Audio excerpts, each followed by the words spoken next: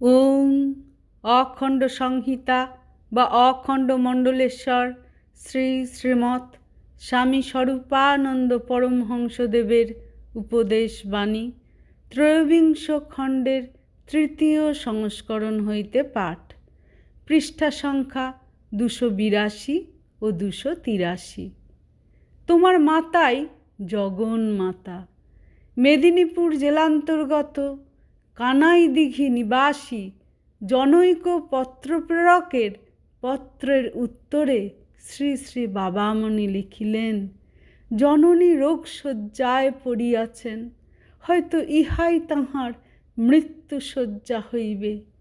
সংবাদ দুঃখদ, কিন্তু তুমি সেবা করিবার যে সুযোগ পাইয়াছ, তাহার প্রকৃষ্টতম সদ্ব্যবহারে কার্পণ্য করিও না। জানিও তোমার মাতাই জগন্মাতা, জানিও তোমার মাতাই দেশমাতৃকা ভারতভূমি, জানিও তোমার মাতাই তোমার পরিচিত ও অপরিচিত যাবতীয় নরনারীবর্গের সমান মাতা।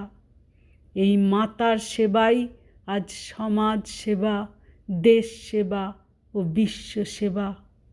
নিজের মাকে যে সেবা দিতে পারিল না বা দিতে চেষ্টা করিল না, সেই হতভাগ্য মানুষটি যে পথভ্রান্ত পথিক, ইহাতে দ্বিমত পোষণ করিও না।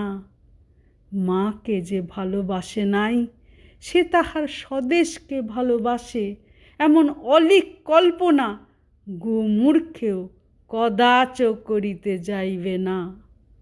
অতীতে যদি তোমার দুর্ভাগ্যক্রমে মাকে সেবা না করিয়া থাকো, তবে সর্বস্বের বিনিময়েও এখন মাতৃসেবা করিয়া সেই পাপের প্রায়শ্চিত্ত করো।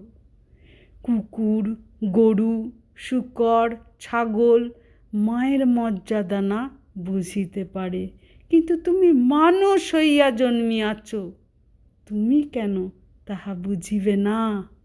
হরি ওম।